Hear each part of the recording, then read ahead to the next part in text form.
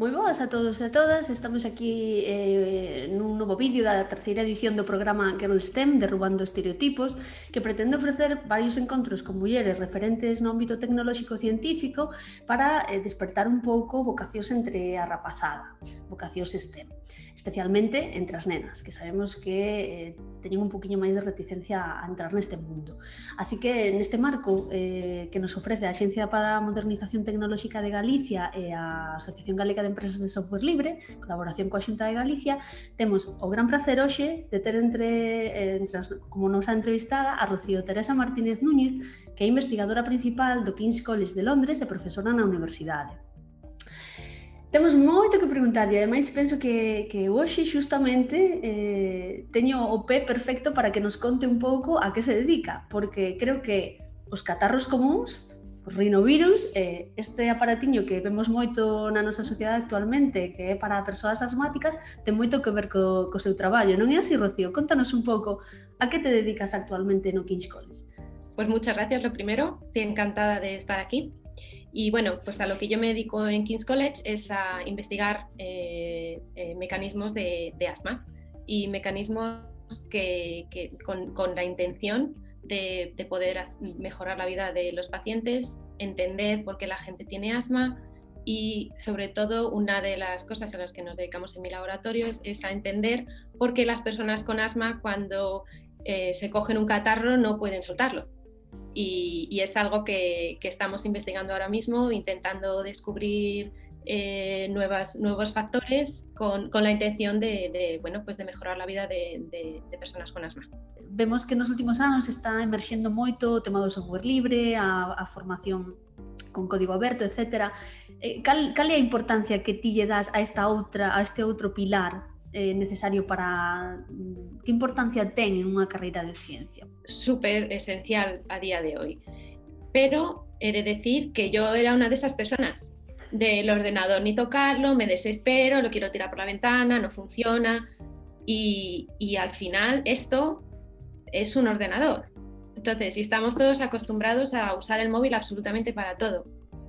Y de hecho, yo estudié un poquito de bioinformática en la carrera y lo mismo me parecía súper difícil y que era una cosa como para mentes privilegiadas, que no era como esto es otro y es otro idioma al final.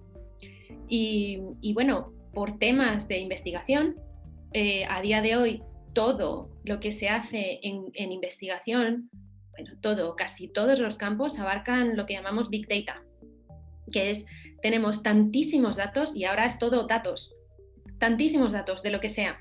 Da igual la vía profesional que la gente quiera escoger. Tener unas nociones básicas de informática creo que es esencial. Y de hecho yo me hice alumna de bioinformática y empecé a hacerlo más en serio probablemente desde hace 5 años o algo así, o sea, ya bien entrada en mi carrera tal, no ni siquiera cuando tenía 15. Y de hecho, software libre es lo que se debería promover porque es una manera de hacer cosas que son accesibles a todo el mundo. Da igual si tienes dinero, si no lo tienes. Y lo que también he encontrado es que es una comunidad muy abierta en cuanto al espíritu de colaboración. Y en ese sentido ha sido algo que he incorporado a otras ramas de mi investigación, porque en biomedicina lo que tendremos a hacer es, yo desarrollo un protocolo que es único y que lo podemos hacer en mi laboratorio, pero es como súper difícil y nadie más lo puede hacer. Y en informática es exactamente lo contrario.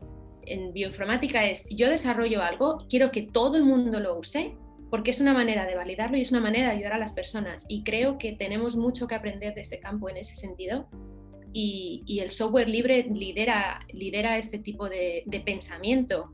Se tiveses que deixar este exercicio que se fai tanto agora de escribirlle ao teu eu pasado ou escribirlle ao teu eu do futuro, se ti tiveses que darlle unha mensaxe, non, a túa Rocío de 15 anos ou a rapazas que nos están escoitando agora especialmente, non, que queremos que encontren un pouco de motivación para tirar por estas vías máis científico-tecnolóxicas, que frase escribirías ou que consello deixarías en ese post-it para esa persoa adolescente que está agora mesmo na diatriba de decidir o seu futuro, que non ve moi claro a que se quere dedicar, que non coñece todavía as posibilidades que ten a ciencia e que incluso lle pode resultar bastante difícil este contexto actual no que vivimos, no que o traballo ao que se van a dedicar posiblemente nin siquiera existe todavía, ¿no? Yo me diría a mí y os digo, a los que estáis escuchando, confía en tu criterio, que no te dé miedo lo desconocido y que no te dé miedo el fracaso, porque fracasar es parte de lo que hacemos, y de hecho eso lo aprendemos en ciencia duramente. Porque bueno, tienes ideas, las intentas demostrar, son muchos experimentos fallidos, pero digamos que el tesón y las ganas de saber cuál es la respuesta es un poco lo que nos dirige. Y también diría, la situación es muy diferente porque creo que ahora lo que hay es un exceso de información y es muy difícil discernir de qué es lo que realmente te está dando información que es útil o qué es simplemente ruido. Otra cosa que he aprendido es buscar mentores. Y es algo que no solemos hacer y es algo a lo que a mí me ha cambiado mi carrera científica. Y es algo que no se nos dice suficiente. Y cuando tenemos 15 años, siempre buscar consejo de alguien que sepas que te va a decir lo que es bueno para ti, no lo que quieres oír, que son cosas muy diferentes. Que lle recomendarías como primeiro paso, non? Unha persoa que agora mesmo este dudando si dedicarse a algo científico-tecnolóxico, pero pois non ten no seu entorno familiar experiencias previas. Precisamente ahora por las redes sociales hay muchas personas que bueno, pues que puede que te inspiren por distintos motivos. Mentores ahora mismo se pueden buscar de ese modo. Pero lo que yo diría es, si quieres contactar con alguien, busca su perfil o profesional o su perfil o su email del trabajo y pide tener una conversación con ellos. Y suena algo muy sencillo, pero muchas veces pues te da vergüenza, te dices les voy a molestar, y yo siempre con este tipo de cosas, y normalmente son figuras que sueles tener cercanas, ¿no? O cercanas o a las que dices, pues he oído a esta persona hablar y me gustaría mucho tener una conversación con ellos. Y yo digo siempre cuando la gente dice, no, les voy a molestar, digo, bueno, si ellos consideran que es una molestia, no los quieres como mentores. Rocío, e efectivamente esta conversa que estamos a ter hoxe está tendo lugar dende Southampton. Entón, ti dirías que hoxe en día, se se quere facer ciencia, hai que pasar pola peaxe de irse ao estranxeiro, é un pouco o que lles espera a toda esta rapazada que elixa ir por esta vía hoxe en día?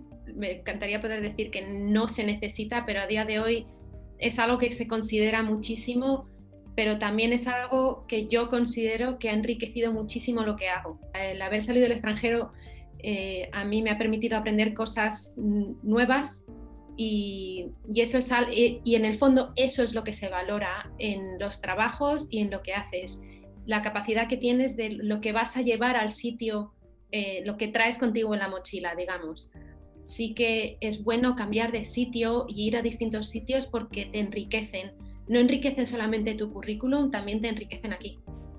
Ata a próxima, despedímonos e agardamos que este vídeo vos resultará un pouquiño inspirador. Eica logo! Gracias.